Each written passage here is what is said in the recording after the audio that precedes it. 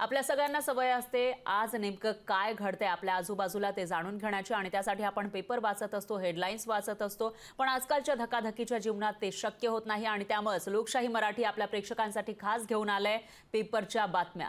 चला तर मग आघाडीच्या वर्तमानपत्रातील आजच्या हेडलाईन नेमक्या काय आहे ते आपण जाणून घेणार आहोत. सगळ्यात आधी लोकसत्ताची हेडलाईन आपण बघूयात. लोकसत्ताची हेडलाईन आहे कारागृह रक्षकांच्या 1800 जागांसाठी 4.25 लाख अर्ज, अशी ही बातमी आहे. काही दिवसांपूर्वी याविषयीची जाहिरात निघालेली होती. 1800 जागा आहेत आणि त्यासाठी 4.25 लाख अर्ज आल्याची माहिती आहे. राज्याच्या गृह मंत्रालयाकडून कारागृह रक्षकांची लवकरच भरती केली जाणार आहे. लोकसभा निवडणुकीची आचारसंहिता संपुष्टात आल्यानंतर ही प्रक्रिया सुरू होईल. असं असताना अवघ्या 1800 जागांसाठी तब्बल 4.25 लाख अर्ज आले. पोलीस दलातील अन्य पदांसाठीही लाखोंच्या संख्येनं अर्ज प्राप्त झालेत. तर राज्यामध्ये कारागृह रक्षकांची अनेक पदं रिक्त आहेत. त्यामुळे राज्यातील जवळपास सर्वच कारागृहातील सुरक्षा व्यवस्था वाऱ्यावर आहे. ही बाब लक्षात घेऊन गृह मंत्रालयानं भरती प्रक्रिया राबवण्याचा निर्णय घेतलाय. राज्यभरात 1800 रिक्त जागांसाठी 3,72,354 अर्ज प्राप्त झाल्याची माहिती अप्पर पोलीस महासंचालक म्हणजेच प्रशिक्षण आणि खास पथकांचे पोलीस महासंचालक राजकुमार बटकर यांनी दिलेली आहे.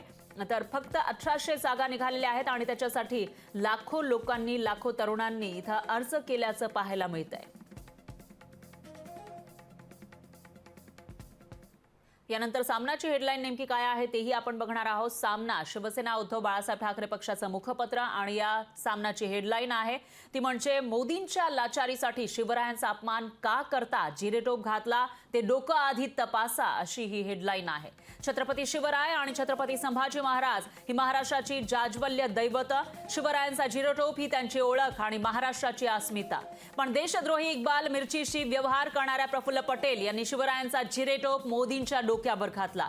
किती लाचारी करणार तुम्ही, त्यांना टोप्या घाला, आणखी काहीही घाला, पण महाराजांचा जिरेटोप तुम्ही त्यांच्या डोक्यावर ठेवला ते डोकं कसं आहे हेही तपासा.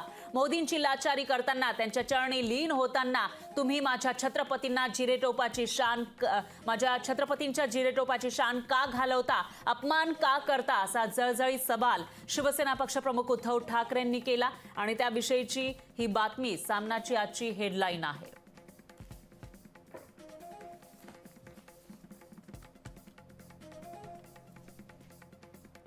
यानंतर महाराष्ट्र टाइम्सची हेडलाईन नेमकी काय आहे तेही आपण बघणार आहोत. महाराष्ट्र टाइम्सची हेडलाईन आहे ठाकरेची मुस्लिम मतांवरच गुजराण, अशी टीका करण्यात आलेली होती सत्ताधाऱ्यांकडून आणि त्याविषयीची ही बातमी आहे. उद्धव ठाकरे यांची शिवसेना आता मराठी मतांवर जगण्याच्या मनस्थितीमध्ये नाहीये.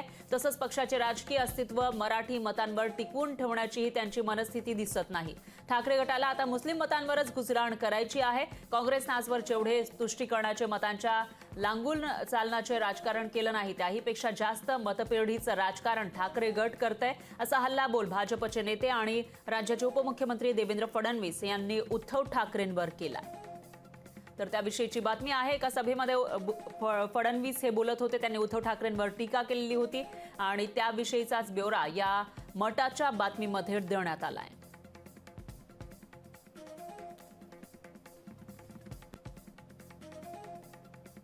यानंतर आघाडीचं वर्तमानपत्र गुजरात समाचारची हेडलाईन नेमकी काय आहे तेही आपण बघणार आहोत.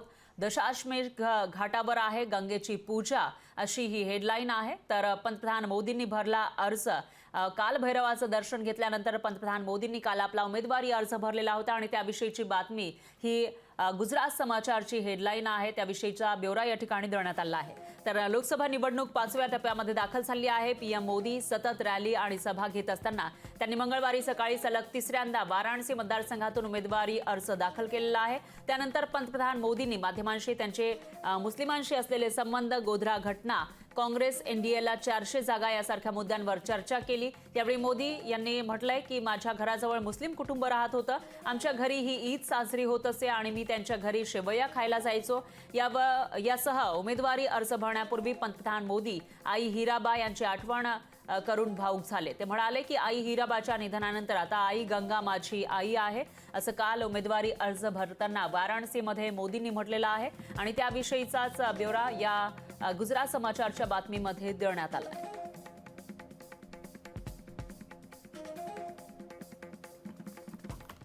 यानंतर टाइम्स ऑफ इंडियाची हेडलाईन नेमकी काय आहे तेही आपण बघणार आहोत. होर्डिंगवरून ठिणगी, रेल्वेच्या कामावर महापालिकेचा आक्षेप, अशी ही हेडलाईन आहे.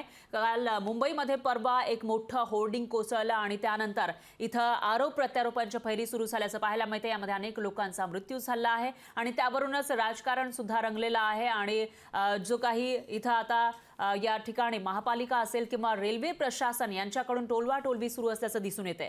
घाटकोपर पूर्वेला छेडानगर इथं जाहिरात होर्डिंग कोसळून झालेल्या दुर्घटनेमध्ये मृतांची संख्या मंगळवारी 14 वर पोहोचली आहे. या दुर्घटनेमुळे होर्डिंग धोरण चर्चेत आलं आहे. रेल्वे हद्दीतील होर्डिंग बाबतच्या रेल्वेच्या नियमांवर मुंबई महापालिकेनं आक्षेप घेतलेला आहे. त्यामुळे होर्डिंगवरून महापालिका आणि रेल्वे यांच्यामध्ये वादाची ठिणगी पडल्याचं चित्र आहे. होर्डिंग दुर्घटनेनंतर NDRF अग्निशमन दलाकडून मंगळवारीही शोधकार्य सुरू होतं. तर मुंबई महापालिका आयुक्त भूषण गगराणी यांनी दुसऱ्या दिवशी ही घटनास्थळी भेट देऊन पाहणी केली. मुंबईतील अनधिकृत जाहिरात होर्डिंगची माहिती घेऊन त्यावर तात्काळ कारवाईचे आदेश दिल्याचं गगराणी यांनी सांगितलेलं आहे. तर होर्डिंग भलं मोठं कोसळलं, त्याच्यामध्ये अनेकांचा जीव गेला आणि त्यानंतर पालिका प्रशासनाला जाग आल्याचं पाहायला मिळतंय. आता त्यानंतर हे होर्डिंग नेमकं कोणाच्या परवानगीनं लागलं याविषयी टोलवाटोलवी सुरू झाल्याचं पाहायला मिळतं आणि जे इतर बेकायदा होर्डिंग आहेत त्यांच्यावर कारवाईच्या सूचनाही देण्यात आल्या.